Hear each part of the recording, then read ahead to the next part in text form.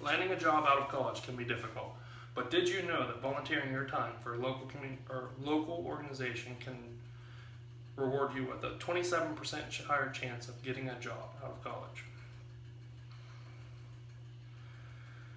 Today, I'm going to convince you that volunteering not only benefits your health and your career, but also how to volunteer in your community and how that can make you feel like you have more time available. Now, volunteering was taught as an important aspect to me as a child through helping with the Special Olympics. I can still remember going to the grade school and helping out with that. I have carried that through to my adult life, where I have co-chaired for a school levy committee campaign, as well as helping with my own children's volunteer time down at the school or in their youth leagues. Today I'm going to discuss how volunteering can benefit your mental and physical health, how it can benefit your chances of getting a job, and how to volunteer to offset the difficult schedules we have in our lives and where you can volunteer. First, let's go ahead and discuss how it can help your mental and physical health.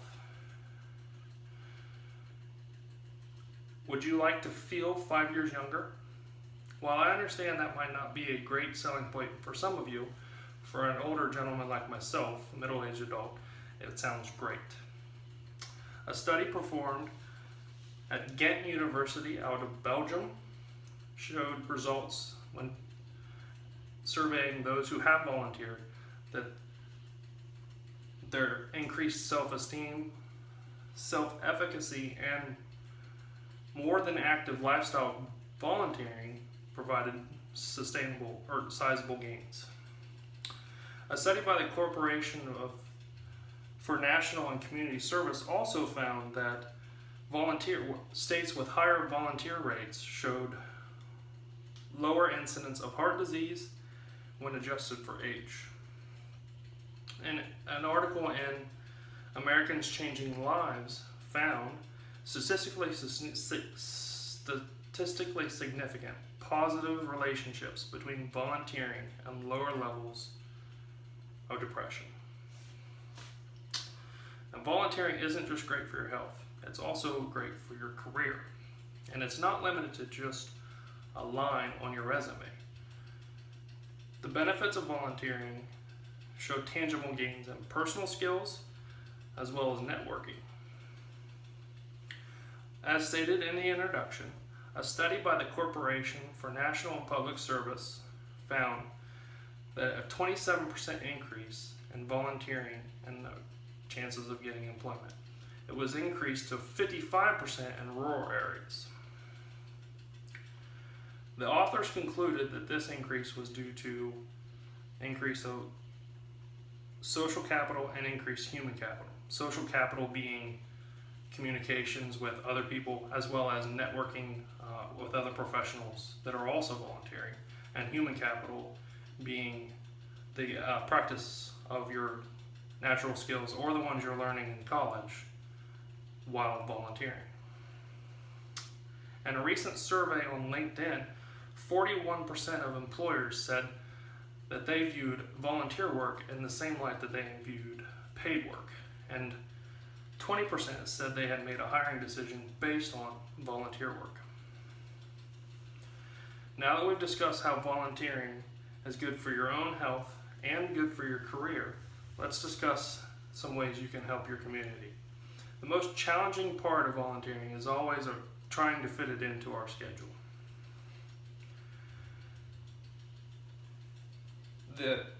A study performed by Cassie McGilliner, who is a professor at the Wharton School at the University of Penn, found that those who perform volunteer work also found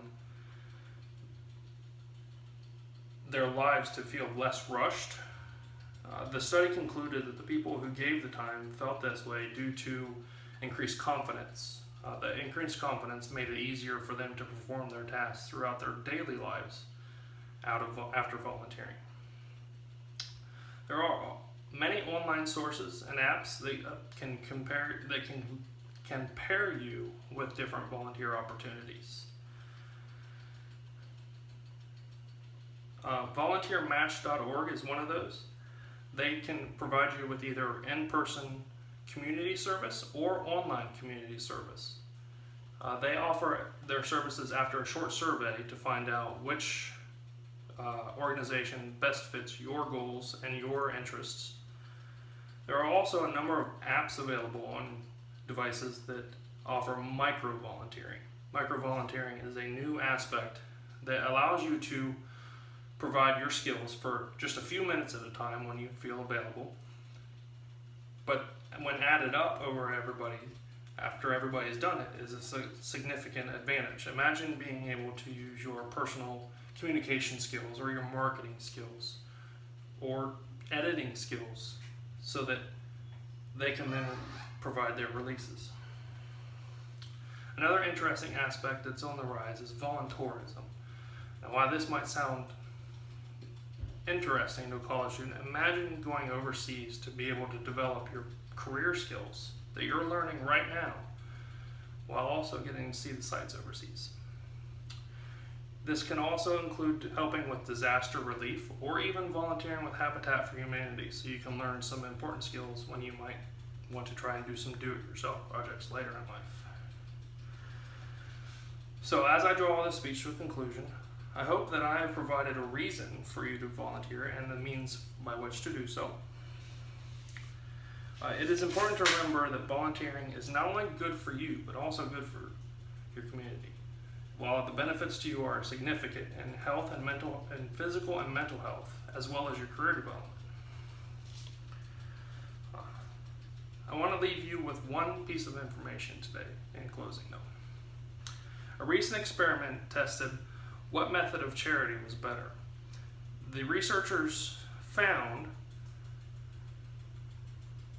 that providing your time instead of financial donations resulted in 2 to 5 times more donation than financial donations. This study was performed by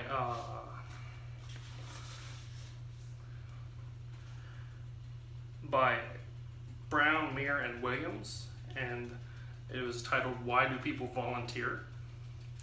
So I hope that I have convinced you to volunteering and provide you ways to do so. Thank you.